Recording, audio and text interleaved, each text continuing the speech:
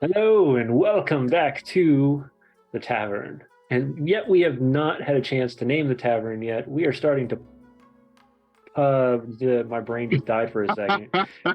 We are trying to. What's the word I'm looking for? Right. Produce adventurers to populate. That's the word I was getting. Populate the tavern. And our second guest, of course, is Josh Blake from NPC Voices, or who is NPC Voices, I guess would be the best way to put it. Him and his look at that regal look to himself. Fantastic man. Uh, but as we continue the same way we did last week, the beginning of our show is going to start a little differently than it has in the last couple months. And you saw that last week as we created Agron Stormsong, which was Alec the Bard's fantastic uh, Leonin. Leonin that was also a retired character and he wanted to just relax.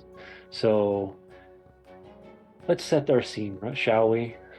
You arrive late at night. The lights are dimming and the sounds of crickets can be heard all around. As you walk into this small town, the first thing that hits your ear is the sound of a violin, and it slowly drifts you towards an inn. The wood is somewhat cracked, the shale on the rooftop is broken, but there is a warmth to this inn that just resonates deep within inside you. As you walk up to the inn, you push open the door. There's about a dozen or so people sitting around. The innkeeper spots you and asks you to sit down. You can see that this is probably a very local inn. It's homey, people seem to greet each other by first name, and the fact that you are new to the area is immediately noticed. So as you sit down, please describe yourself of what you are doing. As my character walks in, the sound of the clinking of his mail against itself, the dark plates as they scrape and touch one another, the slight chink of the chainmail that can be heard from within and beneath the armor. As he moves towards the bar to take his seat on the corner, at a point where no one can be behind him and he can see the room. The dark armor is ominous, foreboding even. As he goes and sits down, the creak of the stool underneath the weight of him. He only is about 6'1", 6'2", but the horns atop the helmet make him seem taller. The armor, as it gleams, is odd, because it isn't that of metal. The clinking is now more hollow sounding. And those that can tell as he approaches, they can tell it's wood. Of some kind of hard, sturdy wood. And as he sits, he removes the helmet that the horns rising up are branches that twist and come to points atop his head. As he undoes the latch and removes the helmet, beautiful golden hair, short and well kept, and then a completely smooth face, sharp jawline, and a beautiful smile, and yet a smile that doesn't reach the eyes. He has no weapon that can be seen on him, only this dark, ominous armor set that touches him. As he sits, his hand slides with cold stimulation across the counter as the middle finger taps twice for a drink. When he smiles, The cape walks over, hands you the local beer or the local ale, and says, "Good evening, traveler. What's your name?" and his eyes go from the drink to Kate, you said? Kate? Correct? Yeah. I'm asking DM here. So he drifts from the drink to Kate, and the smile once again broadens, but still the cold eyes. Hello, I'm Von Gerard. It is wonderful to meet you. As he'll, with emotion, take off his glove and reach up towards her hand in a suave manner. Nods, tries to hold back a blush, and allows you to take her hand. He shakes it. Thank you for this drink. As he'll, from under his hand, pull a coin out and slide it across the table, and it's a gold.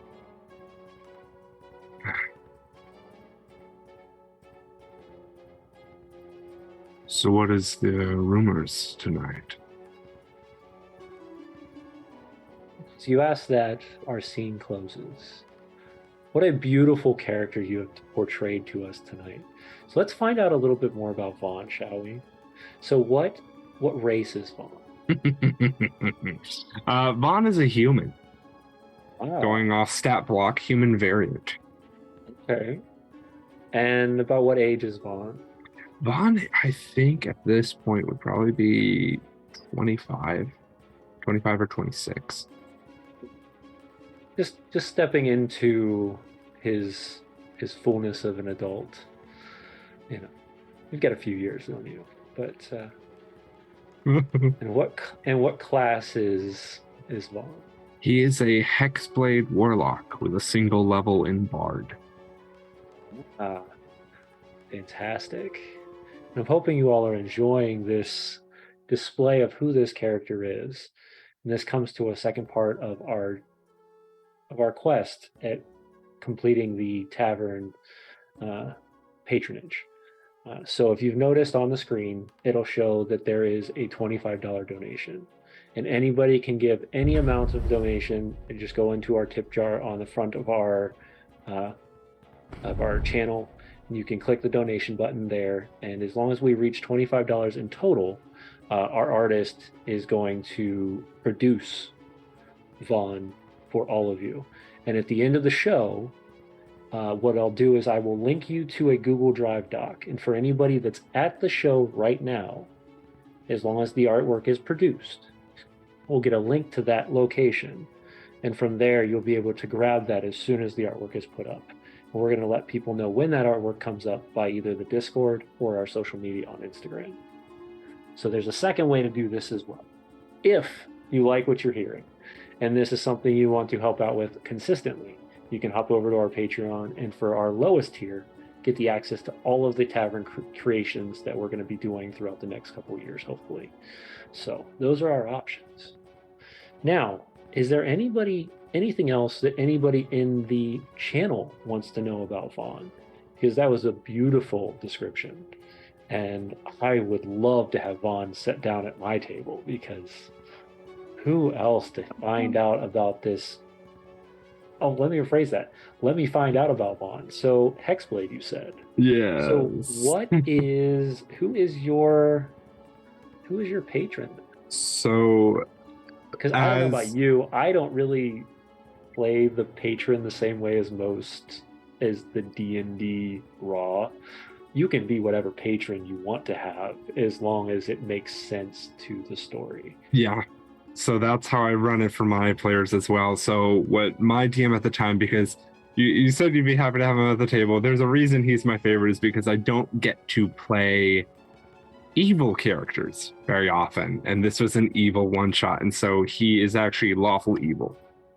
And his patron is out of a fae. She's think like Unseelie Court-ish. Oh, nice. And so she's pretty much... Have you ever played Guild Wars? Mm-hmm. Okay, so Guild Wars 2, the Sylvari. So very like tree-like body. The interior of her is like this red ebbing and flowing heartbeat. Very similar also to the... what are their names in Skyrim? Freak. The floating branch people. Spriggans. Brigands. Oh like yeah. a spriggan, and so just very See, at first when tree-like you but started gorgeous. describing the wood and the fact that your armor wasn't, I was immediately clicking to Warforged, and then when you took the Mm. helmet off, I was like, Oh, oh whoa. no, that's actual armor. Like that doesn't work. You can't just go, That would you know, actually be hilarious if a Warfortress. yeah, yeah, and it's just But no, it's another, ironwood. yeah, It okay, is that of wood as hard as steel. fantastic. Yeah. And is there a reason that they chose the ironwood? Do they have Yeah. an affinity for not wanting to wear metal, or Similar to that of the Fae, not okay, liking iron and not liking the makings of man. And the variant human is because I forget what it was that I took at first level as his variant feat, but it's effectively to shirk that of being human. He doesn't okay, like humans. He doesn't like where he came from. And so it's just this uh, evil character that is so fun. yeah, yeah. So horrible. I'm sure this character has went from being a one-shot player to an NPC somewhere in your Oh yeah, campaign yeah, a because few times. yeah, he sounds like one of those ones that you just use over and over I'm again like, for different no, things. don't leave me, Beautiful. please. So how did he meet or make the deal with his patron? So ooh, it's a dark, very dark story, and I first wrote about him as because I used to write a lot of poetry, and so the poem that I wrote for him and like the story is a child that had given up, that was tired of Okay. where he started. And in the beginning of his story, I pulled it up even because I was like, oh my gosh, I can't really remember everything about him. But it was effectively, he had just started a horrible place. He was a choir boy, which is where the first level bard comes from, and Right. just horrible situations and upbringing. So he runs away. But through one way or another, he's being tracked down and he runs to the middle of this forest. And he said, and at this point, this is when I decided to die. I found a place deep in the wood, walking with a body heavy yet so hollow. Why? Why have I kept on hope? Hope is pixie dust. Faith is dead courage. Placing power in something you can't see because what you can't see causes you so much pain. To live, you have to make up something to believe in. And he, like, I have more than that, but I don't want to take up all of this Yeah. reading the backstory. But No, no, no, he definitely. goes to the center of this wood, hearing the dogs barking in the distance, the sounds of men shouting. And forgive me for all those watching, a little bit of a suicide warning. He cuts his wrists and he lays it. And that's when his patron, this moss, grows over his arms to staunch the bleeding. And he kneels there confused as he looks and sees the growth in the trees around him as like this angelic looking being descends from above him. And her bark changes from that of like an ash tree, very white and beautiful, to when the humans come in all around, her visage changes to that of a black bark interior red glow. And these spikes and spears go outward, very like Castlevania Yeah. esque, just stabbing all of them, and the yelps and the sounds of men go quiet. As in, it's just him and her in this second and moment of silence, gripped in this hollow. Beautiful, beautiful. Oh my goodness, I got goosebumps off of that. Such a fun time. I love those moments where you can take that single moment for a player, right? Because those are the moments I love to play with my players where I'm like, okay, everybody, we're gonna halt for a moment and we're just gonna focus on you. And that's what that felt like right there, is you were just focusing on your character as he developed right in front of you, and that connection with your patron. It was just fantastic. The descriptors, the imagery, oh, perfect. I love the fact you brought an evil character too, because I don't get a Oh, lot of them. I So oh I had a yeah. challenge. I've told this many times on my show, but I had a challenge when I first became a quote unquote professional game master, and I use quotes because I don't do it for like consistently. I do it for 2 groups weekly, but that's it, because I can't take any more because I've got a full-time job and wife and kids and all that craziness. Uh, Uh, but Not to mention, two streams on top of it. So can't do Whatever, anything it's else. fine. But one of my challenges was as the party that came to me my first paid game, and they said we only have one option, we only have one stipulation. I said, "What's that?" They were, we want to play an evil campaign. I was like, it's like I've never done that before. I'm willing to journey down this path as long as you are, and that was almost 2 years ago, and we're still moseying through. So currently, their goal is to consume the soulmonger within the Tomb of Annihilation. Ooh, So instead of closing it, they're trying to consume it themselves. that's so cool. And they've all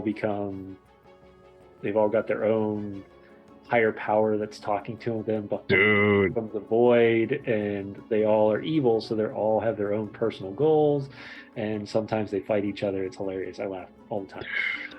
But it's such a good group. that's awesome. And we had to close. We had one character had to, after almost 2 years, we had to step one character out of the picture last week because of scheduling and work and all that nasty stuff that you don't. Yeah, evil. Yeah, evil, true evil. Uh, but we, one of the players' friends was like, I would like to come see how your game runs. Mm-hmm. And we immediately now have shifted to bring him into it. So now we have a 3 cream that has entered the world. And yeah, it's an interesting dichotomy because it was originally just a bunch of elves that all hated where they came from, and they were looking for power to, one was looking for manipulation, one was looking for domination, one was looking for subjugation, and they're all in this mode. And the last one, sadly, is dealing with constipation. Yeah, exactly. It is. He is. He's definitely. He had to run. But you're right, Shadow Lantern. You're absolutely right. Scheduling the true BBG, it kills everything. So, but no. So tell me a little bit about the story or about the campaign then, or I guess it wasn't a campaign, it was a one shot. So what was the premise of it? So this was actually back with Keith. So It was one of his players that ran the game. Fantastic. And I think I remember what he played. He played, I think, a Goliath bard that had a deep southern accent, and he was just a good old boy, just having a good time, just there to make a little bit of money. And everyone else in the party, it's like one of them's a gnome necromancer. Then there's this dark, spooky, heavy armor wearing, great sword wielding, because he doesn't have it on him because he just bamps it into existence. Yeah. And so it's just this whole group, and then you just got this rootin' tootin' Goliath cowboy.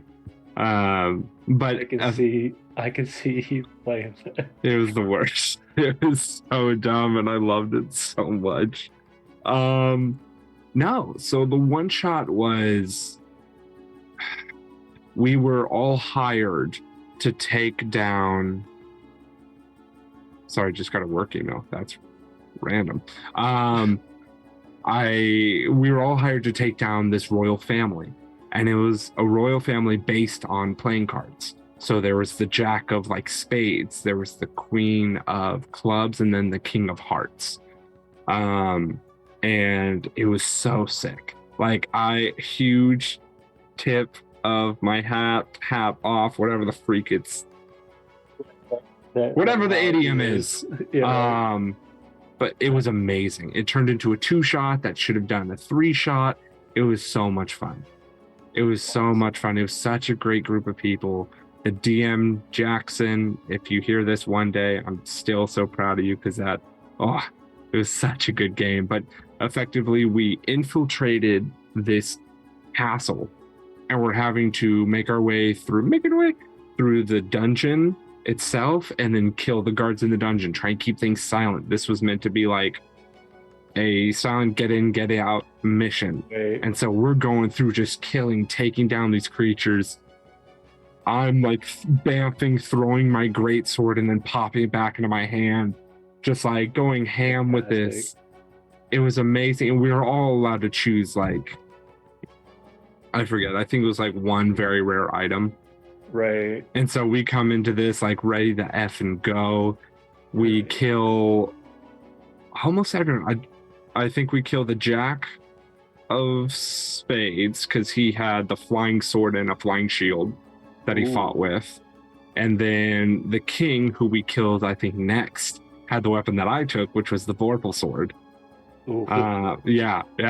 And then the last one was the Queen of Clubs. And I forget, I remember she had like a Wanda polymorph and something else, but she was also beefed up like none other. Oh yeah. And it was so much fun. Do you remember what level the one shot was? It was either sounds like you were 5 or 8. Okay. So nothing crazy high, but also 8 is higher than most people get. So yeah. Yeah, no, we just after almost 2 years for the evil campaign just hit 8. So whoa. Yeah. Wait, what level did they start at? 1. Woof. Wow. Both of my paid games started at 1. One of them is at 8, and I think one of them is at 7 right now. So, but we hold strong, because my goal when I bring characters into the world is I want you to not only learn the world, but I want you to learn your character. So I have a couple extra things that I bug my players on before I let them level, and one is they have to at least have used the new ability that they've gotten once, so that they understand how the ability works. Because otherwise it's like we're just giving abilities, but then you're not utilizing what your character is given, and you want to learn those things. Yeah. So, and I'll tell players straight out, like y'all are literally could have leveled a week ago, but you have not ever used any of your level 7 abilities. Like, and they're like, what? I was like, you haven't used your ability, and you've known this for a year. It's not like I'm reinventing the wheel here. This is something we've done. We talked about all year. So it's amazing. But yeah, well done. But yeah, no, they, like I said, they've got one is stepping into the ending points of Horde of the Dragon Queen, which is one of my favorite modules. Favorite intro module I've ever used, ever. If you've ever read chapter 1 of Horde of the Dragon Queen, the introduction of walking into a tavern and the tavern being ripped apart by a blue dragon at level 1, and you're just like, what do I do now? And that's how the story starts. You all meet in a dragon. Sorry, you broke up there. Do you say tavern? Nope. In a dragon. In the dragon. Your first goal is to get out. But no, it was one of my favorite moments that I would just watch my players when I was like, okay, we're getting ready, we're going to sit down, we're going to start. And I started telling the story, and they were sitting in the inn enjoying a nice meal right at the beginning as characters are all starting to connect. And I was like, can you hear wing beat? Very heavy wing beat. And they're like, what do you mean? And I was like, everybody roll me a dexterity save. And like, from what? I was like, because a giant blue dragon claw just shredded the wall behind you. And I just watched all of their faces go completely like in shock. That's amazing.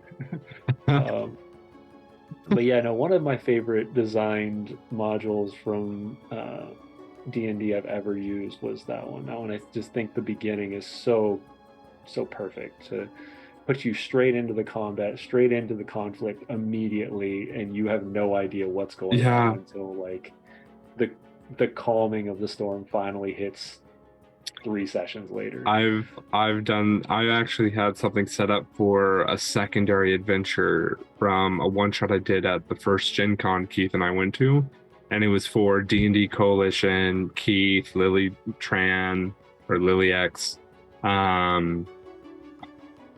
Jorfden on YouTube, and like that whole gang. And it was effectively, they would have started in a hot spa. And so you don't go into a hot spa with your armor or your weapons. Yeah, no. And so it was going to be a whole crazy conflict that would have happened when they were in nothing but towels. And so I was really hoping for that. But yeah, I feel Torture, that. but hilarious. Can I make an attack with a wet towel? You most certainly You can. most Counts as a certainly can whip. try. Go for it. Like, if you're willing to offer the opportunity, why not, right? Yeah. Um, so so what we're gonna do now is, now that we've talked a little bit about Vaughn, Mm. now we're gonna step over to behind the scenes. Oh We're gonna no. find out about you now. So a lot of my a lot of the people that I've spoke with and a lot of our community is always curious how voice acting works, because I Hmm. am not a voice actor. I don't choose to be a voice actor, or at least let me rephrase it. I don't get. I'm not a trained voice actor. We'll go with that. I make really goofy voices if I need to for D&D and stuff like that. But that's about as far as I go. That's all you Um, need. so what did that journey look like? So funny enough, Where did it and start? everything in D&D at one point or another leads back to Critical Role. So I've been enacting my entire life. So Okay. ever since I could speak, Right. or even just gesture, my parents said that ever since I saw a movie, I would point and be like, I want to do that. And so from a young age, I was put into acting classes, thankfully, to my grandma. She was the one that helped fund those. And then my parents saw that I really liked it and also helped put my ADHD into something. And so after a while, I just was in every acting class I could do. I was in dance classes, I was in chorus, a cappella, and I got to graduation of college a year ago. Just kidding. Or of high school, and I was like, well, shit, what am I going to do now? I was like, what? Because that's the point. That's the baby bird fly. It's like, what are you doing? Yeah. What do you do at that And point? acting is such a broad and tough thing. Yeah. And there's Because so many different directions you can go. exactly. And a lot of people will say, well, acting's way harder than going to college and getting a job. And honestly, I partially would have to disagree, because acting in a way is, for one, if you're good at it, you're good at it and you'll be able to find the work, but it's all about finding your niche and finding Right. what you're good at and what you want to be known for. And so I was in college and I just wanted to go to college for a year, get my generals and see where I wanted to go from there. And I did a year of college, and for one, I was like, man, this smooth walnut is not made for college. But I also I found in respect that, college, though. yeah, man, like I would study so hard, and unless it was history or English, I could not score above a 73%. It was Hey, the some people, worst. like I said, some people are like that. Some people are not college people, and I respect that, because it took me. I started college when I started my first year of my bachelor's when I was joining the military at 2014, and then I just finished in 19. So it's been a while. I was a Um, sophomore in 2014. you're not that much younger. I mean, I didn't join the military until I was 24, so. Yeah, sure. Uh, no, like in college, I was just because like I was in a show, a theater show, senior year, I think senior year of high school, and it was a show called She Kills Monsters, and it's a stage show about Dungeons and Dragons. It's Oh, that's about, cool. and I was really grateful with the way I was brought into Dungeons and Dragons. Like I heard about it growing up and in my teens, so shoot, and everything, but I never really got to play. I'd always wondered, always wanted to do it, but I had no one who knew how to play. And Oh, so okay. my senior year, my theater teacher's like, hey, we're doing this show called She Kills Monsters. And me being the nerd, I'm like, whoa, monsters, I'm in totally. Let me audition, got the part.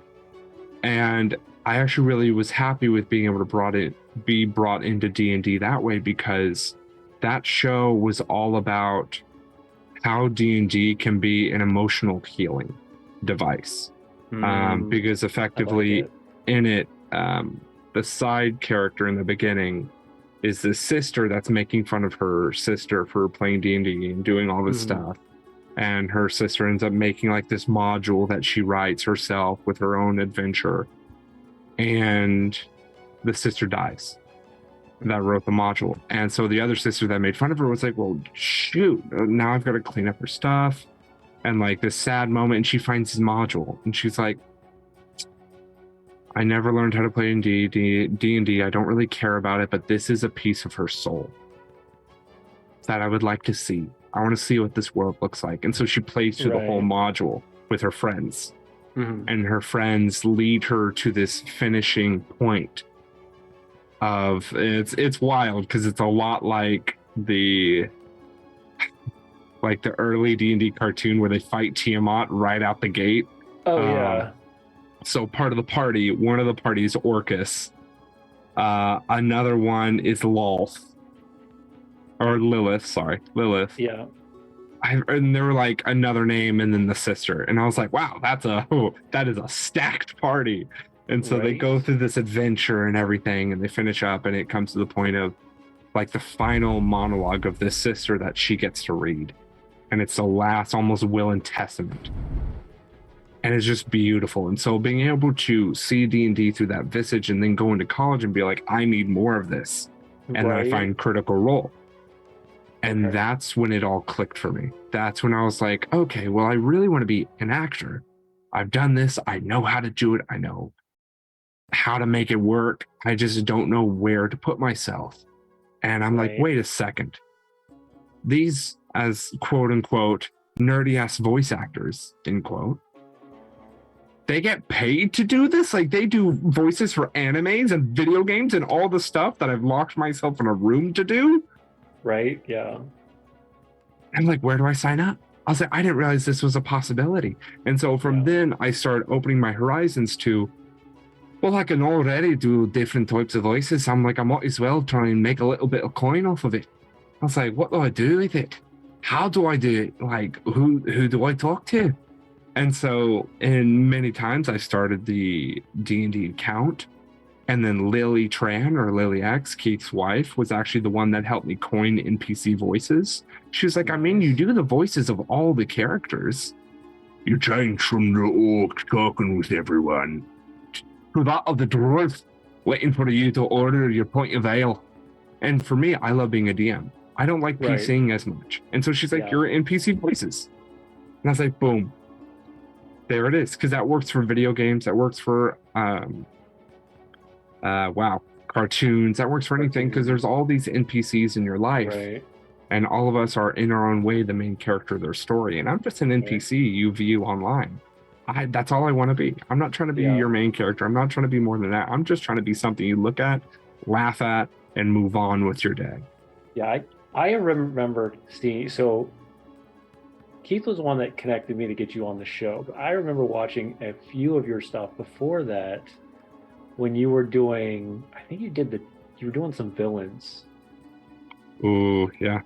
There were some really good voice. Like, I was blown away. I need to get back into that. Your Joker was good. Ooh, Joker's my favorite entity in all of Marvel, DC, all of it. Yeah, Joker. Like the Joker, and then I think you were telling a story about like a villain. Was that what you were doing? Like a poem? Mm-hmm. Yeah, those were good. I'm telling you, you need to get back into those. I do. Fun. I need to do more stuff with my voice, because right now my Instagram's drier than my Tinder profile. Like, oof.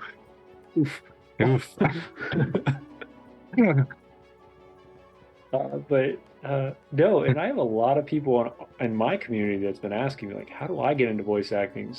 How do I, is it something that I need to be trained to do? How do I train my voice to do certain things? How do I shift my voice, and how do I make the range go higher or lower, or push accents, or connecting my voice to imitate things? People are asking me all sorts of these questions. And you're like, no idea. I didn't get trained for this. It's not my job. So, but it's, yeah. Sorry. No, you're good. So the advice I would give is, one, in voice acting regards, go take a acting class. Like, because the biggest thing is, if you cannot act, you can't voice act.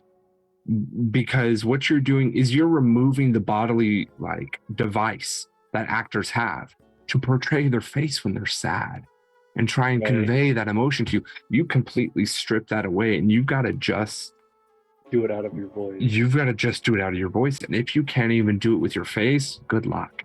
You're not going to be able to do it with your voice either. Now, of course, in science and all things, there's that 0.01%. There's probably many people out there that can do it without acting with their face. Correct. But in D&D regards, you don't have to be a voice actor. Like, I just do it because I'm a show off and I'm a dick about it.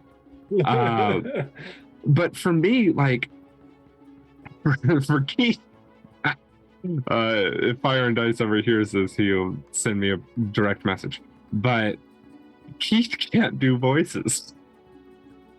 And he was my DM for like a year, 2 years, and he cannot do voices. His best voice is that of, no, not even a Scottish. It's more like, "Oi, mate, I'm gonna British you on a Tuesday. British. And like, that's the voice he does, and it's the same voice every time. And he would always look at me when we were playing D&D together, because he would know. Like, hey, you know immediately this is where the villain comes in. Yeah, we know exactly. We're like, sorry, is this the barkeep, the guard, the little girl, or the BBEG? We're just trying to keep him straight. And he's like, okay, I hate you guys. Go home. I'm done with this. But for you DMs, and even for players, it's helpful for a DM for you to have a different speaking pattern. Because for me, I take everything you say very literally in a game. It's like, yeah, I go up and slap him. And I'm like, okay. You walk him and slap him. Like, no, I wasn't being serious. And so for a DM, all you have to do is change, if you're there in person, physicality a little bit. If you're an old person, pull yourself inward. If there's someone without an eye, close an eye. That helps with this physicality. But biggest thing is just changing your vocal pattern, because that helps players differentiate and realize when they're talking to the DM and when they're talking to an NPC or the BBEG or whatever. Right. So older person, slow it down. Drop your voice. Feel that little scratch in your throat. Because as you get older, your vocal cords get more tight, and as such, they rub more, and that's why it's more in the back of your throat. If you're that's going something I need to learn I need to go to acting class to learn how to shift where the voice comes from. Because I have no idea how to do that.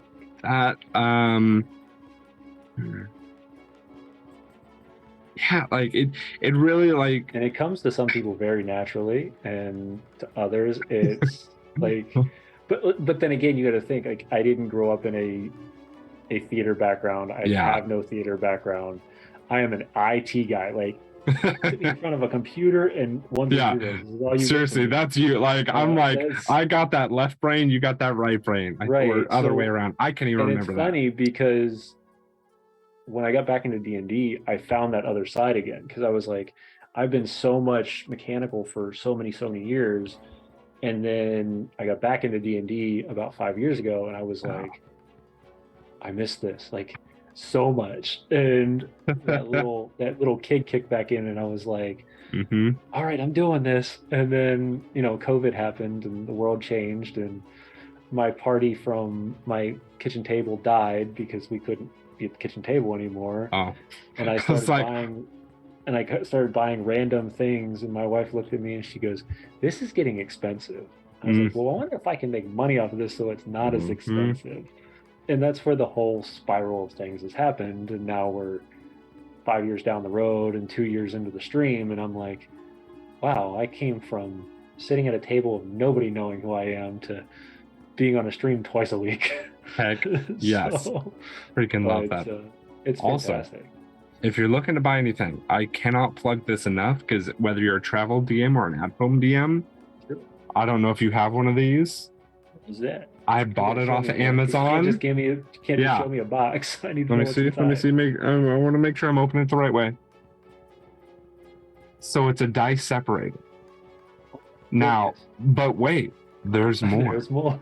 Don't do so that. These little Velcro top pieces. Yeah. So what I do is I put all of my dice on this side, and since I do travel DM stuff and a lot of people are newbies, I have 5 more sets for people.